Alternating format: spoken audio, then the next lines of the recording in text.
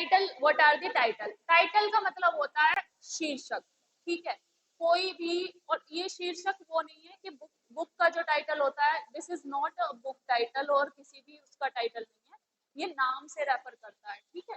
नाम से मतलब कोई भी टाइटल जो कि ऐसा हो कि राजा ऑफ दिस एंड दैट, जैसे कि महाराजा ऑफ ग्वालियर या महाराजा ऑफ सिंधिया, ठीक है। कौन?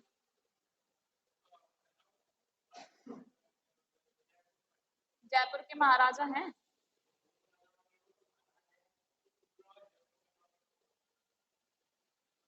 कुंवर वगैरह तो शायद टाइटल में नहीं आता, महाराजा आते हैं। हाँ,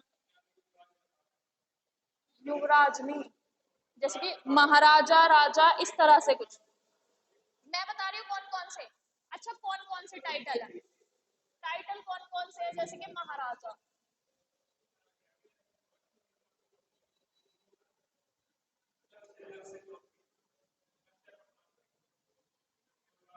महाराजा, राय बहादुर,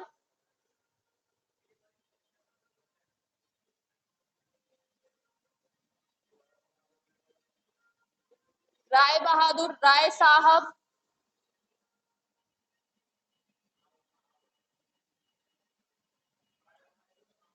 अगर किसी का नाम ही हो तब बात अलग है, कि ऐसे नहीं लगा सकती कि राय बहादुर पर्टिकुलर कोई नाम हो उसके आगे, ठीक है।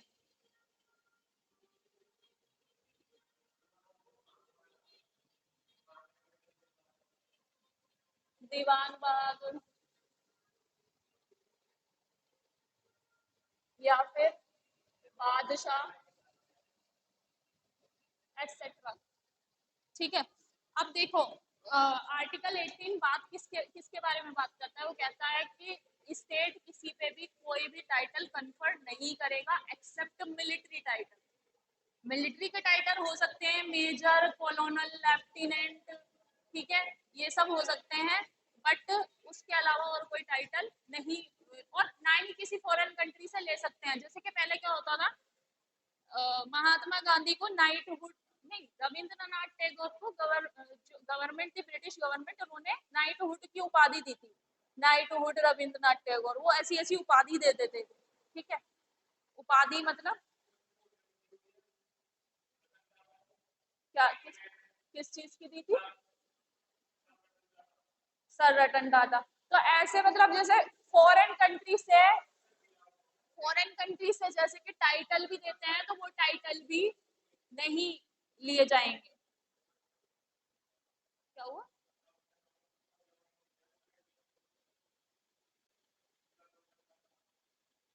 तो आर्टिकल 18 किसके बारे में बात करता है?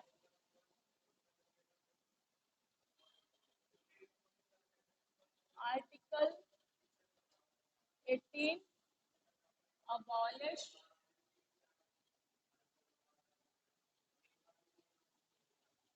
conferring any title।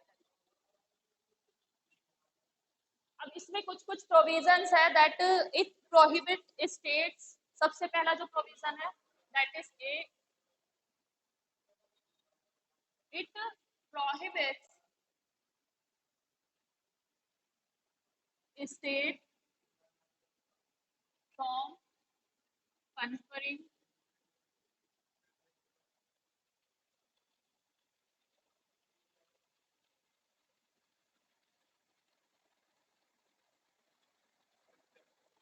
conferring any title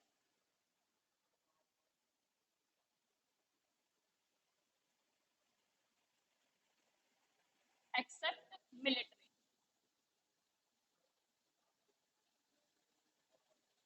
conferring any title except military or academic distinction।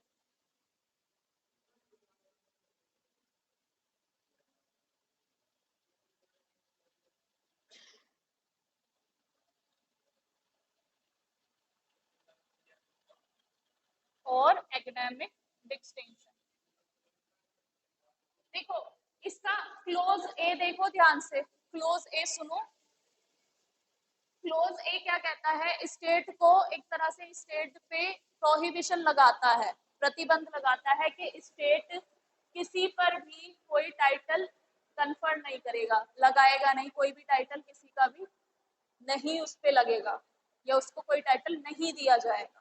ठीक है, किसके और किस क्या क्या एक्सेप्शन दिए गए हैं, दैट इज मिलिट्री और एकेडमिक। एकेडमिक में जैसे कि बेटा जो पीएचडी स्कॉलर हो जाते हैं उनके आगे डॉक्टरेट की उपाधि लग जाती है ना, डॉक्टरेट ये भी एक तरह की उपाधि होती है। तो इस तरह की जो उपाधियां हैं ये एकेडमिक डिस्टिंक्शन है, एकेडमिक है तो वो उनके साथ लगेगा ही। जैसे कि अगर if somebody has completed the law और उसने वही जो उसका बार काउंसिल का एग्जाम जो भी होता है अगर उसने वो दे दिया है, नहीं दिमाग खराब है, हमारे सर सही कहते थे कि आधे से लो कर तो लोगे लेकिन आधे से ज्यादा को एलएलबी लिखना भी नहीं आएगा। ठीक है, क्योंकि ये कहाँ लगाना है यही सबसे ज्यादा प्रॉब्लम क्रिएट कर देता है, क्योंकि हम ऐसे लिख देते थे, ऐसे लिख देते थे, ऐसे ऐसे। अब मैम क्या कहती थी कि अभी तक अभी अभी तक ये नहीं आया तुम लोगों को लिखना। ठीक है, तो वो एडवोकेट की लगा सकता है अपनी उपाधि, लगाएगा ही, ऑब्वियस सी बात है। जिसने इंग्लैंड से की है तो उसके नाम के आगे बैरिस्टर लगेगा ही लगेगा, बैरिस्टर लगता है या अटॉर्नी लगता है। जो अमेरिका में है, अमेरिका में अगर कोई एडवोकेट होता है तो उसे अटॉर्नी कहते हैं। ठीक है, एडवोकेट नहीं कहते वहां पे, अटॉर्नी कहते हैं। जैसे कुछ यूरोपियन कंट्री में कहते हैं एडवोकेट को प्रोसिक्यूटर। ठीक है, जज के आगे जस्टिस लगेगा, तो ये एकेडमिक डिस्टिंक्शन है।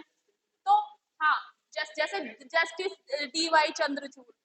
ठीक है, तो जो क्लोज ए है वो किसके बारे में कहता है, ये कहता है कि स्टेट जो है वो किसी भी टाइटल को किसी भी सिटीजन ऑफ इंडिया पे कन्फर नहीं करने देगा, किसी को भी कोई भी टाइटल सिंपल वर्ड में नहीं दिया जाएगा। ठीक है, एक्सेप्ट मिलिट्री और एकेडमिक। मिलिट्री में भी कौन कौन से हो गए, कॉलोनल हो गया या मेजर हो गया, या अभी हमारे यहाँ पे एक पोस्ट बनी थी that is CDS, chief defence staff की जो वो बनी थी, जो हमारे सबसे पहले जनरल विपिन रावत बने थे।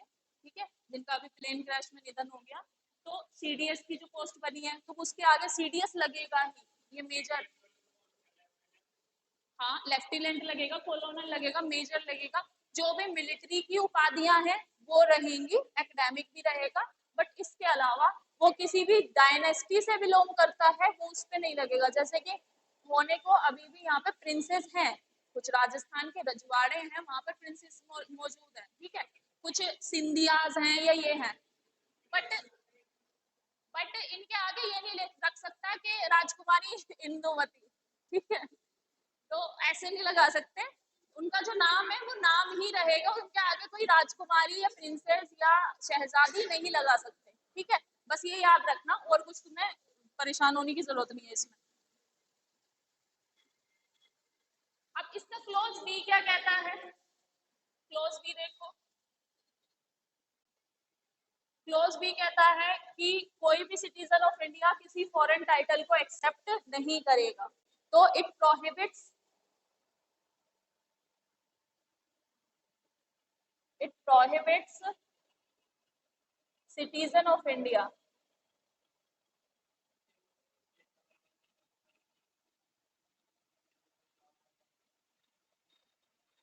to accepting any foreign title,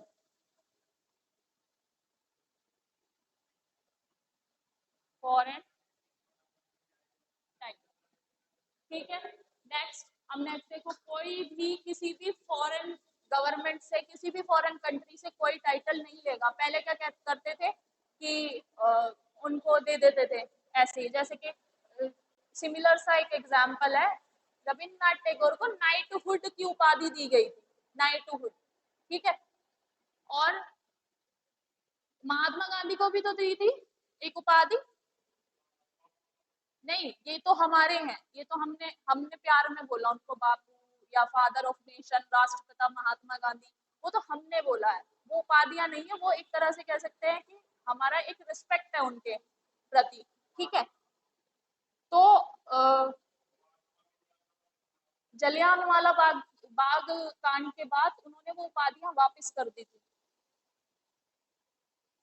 उस उपाधि का नाम मुझे नाइट आउट याद आ रहा है, महात्मा गांधी को भी दी गई थी।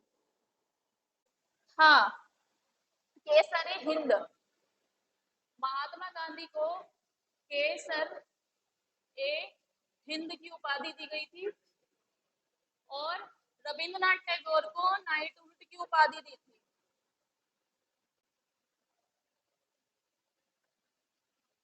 नाइटहुड की उपाधि।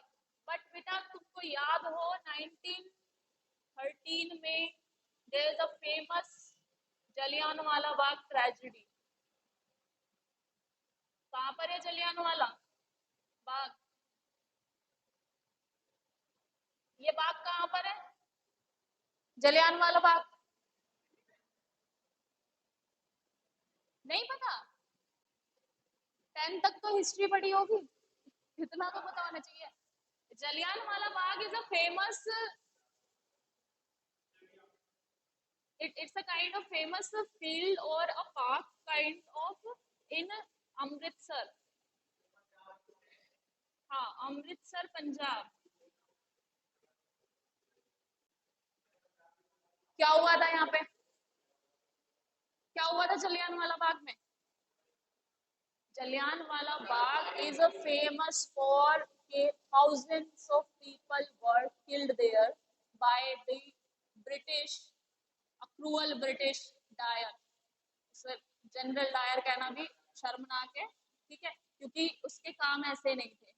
He was a British general, उसका नाम था जनरल डायर, ठीक है। और उस समय क्या हुआ था, एक एक्ट आया था दैट इज रॉलेट एक्ट। नाम सुना होगा रॉलेट एक्ट या नहीं सुना कभी भी? रॉलेट एक्ट, ठीक है। ये एक एक्ट आया था रॉलेट एक्ट 1913 में। इस एक्ट के तहत भारत में, इंडिया में कोई भी अगर कैसी भी एक्टिविटी में पाया जाता है या तो उसे बिना ट्रायल के, बिना अदालत में पेश किए जेल भेज दिया जाएगा। रूल ऑफ लॉ क्या कहता है कि जब तक उसे 24 आवर्स में अदालत में पेश करना जरूरी है, रूल ऑफ लॉ ये कहता है। बट उस रॉलेट एक्ट में क्या लिखा हुआ था कि इंडिया में कोई भी किसी भी तरह का क्राइम करता है तो उसे बिना ट्रायल के ही जेल भेज दिया जाएगा, ठीक है। उसके क्राइम को ना तो प्रूव किया जाएगा कि इसने किया है या नहीं किया है। अब इसके विरोध में वहां पे कुछ लीडर थे, सत्यपाल और सैफुद्दीन किचलू, उनको अरेस्ट कर लिया गया था उसके विरोध में। और बैसाखी का मंथ था बेटा, अप्रैल था, बैसाखी भी थी उस समय।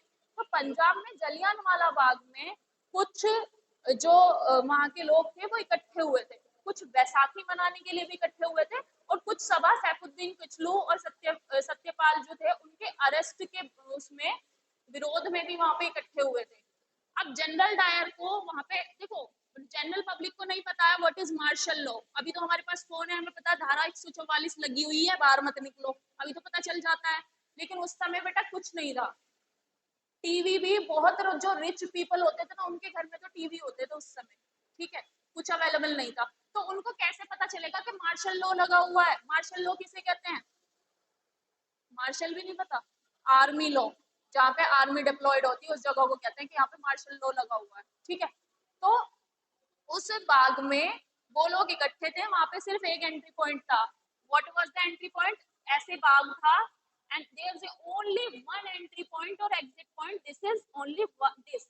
यहाँ पे वो लोग थे जो बैसाखी मनाने के लिए और सैफुद्दीन किचलू और सत्यपाल मलिक के उसके विरोध में वहां पे इकट्ठे हुए थे। वो कुछ नहीं कर रहे थे, दे वर आर्मलेस, उनके पास कोई हथियार नहीं था। लेकिन जनरल डायर आता है और उसने ये एंट्री पॉइंट बंद करके अंदर जाके सब पे शूट कर दिया। अभी भी वहां पे गोलियों के निशान मौजूद है। हाँ हाँ, अब बहुत सारे इंजर्ड हुए थे और thousands of people were die. वहां के लोग जो ब्रिटिशर्स कहते हैं कि ओनली 300 400, बट नहीं, जो कैजुअलिटीज थी वो थाउजेंड्स ऑफ पीपल की थी, ठीक है। तो जलियांवाला बाग में इतने लोग शहीद हुए थे और इसका बहुत क्रिटिसिज्म हुआ था और ब्रिटिश गवर्नमेंट ने कुछ नहीं किया था जनरल डायर को पनिश करने के लिए। बस इतना किया था कि उसे यहाँ से इंग्लैंड बुला लिया था वापस, और इंग्लैंड में उसका बहुत जोरदार स्वागत हुआ था इन कामों के लिए। ठीक है, तो इसलिए ब्रिटिशर्स वर नॉट कोई उसने कहा था इट्स माय ड्यूटी, सिर्फ मेरी ड्यूटी थी। और जब उससे ये पूछा गया कि जिन लोगों को शूट किया उन्हें हॉस्पिटल क्यों नहीं ले जाया गया, उन्हें ट्रीटमेंट क्यों नहीं दिया, तो उसने कहा कि ये मेरी ड्यूटी नहीं थी, मेरी ड्यूटी थी बस कि उनको मार्शल लॉ जो लगा हुआ था वो फॉलो करवाना। तो he was very cruel person. ठीक है, क्रूअल पर्सन। तो ये याद रखना कि इसके विरोध में महात्मा गांधी ने केसरी हिंद और रविन्द्रनाथ टैगोर ने नाइटहुड की उपाधि वापस ले ली थी कि हमें नहीं चाहिए तुमसे कुछ भी। और फिर इसके बाद जो हमारा नेशनलिस्ट मूवमेंट है उसने बहुत पेस ले लिया। फिर किसने मारा था उसे? जनरल डायर को तो देखो किसी ने मारा नहीं था, बट जिस पर्सन ने लाठी चार्ज करवाया था लाला लाजपत राय पे, और लाला लाजपत राय की मृत्यु हो गई थी उस लाठी चार्ज की वजह से, तो वो था उसका भी जनरल ओ डायर नाम से ही था। और हमारे यहाँ से उधम सिंह का नाम तुमने सुना होगा, मूवी भी बनी है। उधम सिंह ने जाके उसको मार दिया था वहां पे, सीधा इंग्लैंड गए थे मारने के लिए। तो हमारे यहाँ पे बहुत सारे ऐसे हो रहे हैं नेशनलिस्ट, मॉडर्न हिस्ट्री में तुम उनके बारे में पढ़ोगे।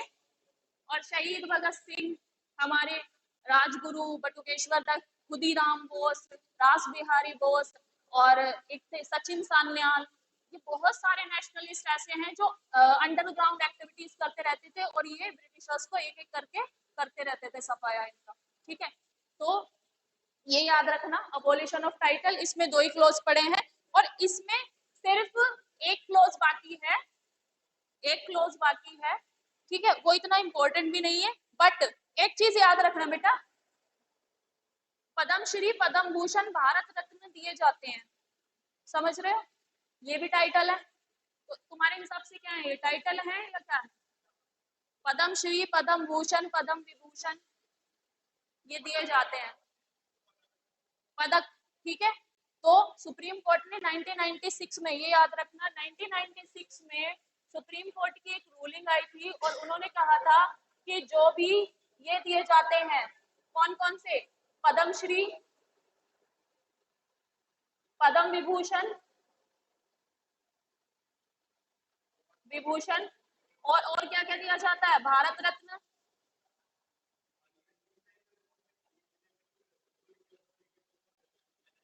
भारत रत्न। सुप्रीम कोर्ट ने कहा था कि ये मेरिट के बेसिस पर है, ये टाइटल की कैटेगरी में नहीं आएगी। तो कल को तुम्हें पद्मश्री पद्म विभूषण मिलता है तो वो टाइटल की कैटेगरी में नहीं आएगा। ठीक है, याद रखना कि पद्मश्री पद्म विभूषण भारत रत्न मेरिट बेस पे मिलते हैं, टाइटल की कैटेगरी में नहीं। ठीक है, समझ आया टाइटल कौन से आर्टिकल में है? ठीक है, बस यही याद रखना कि 18 आर्टिकल में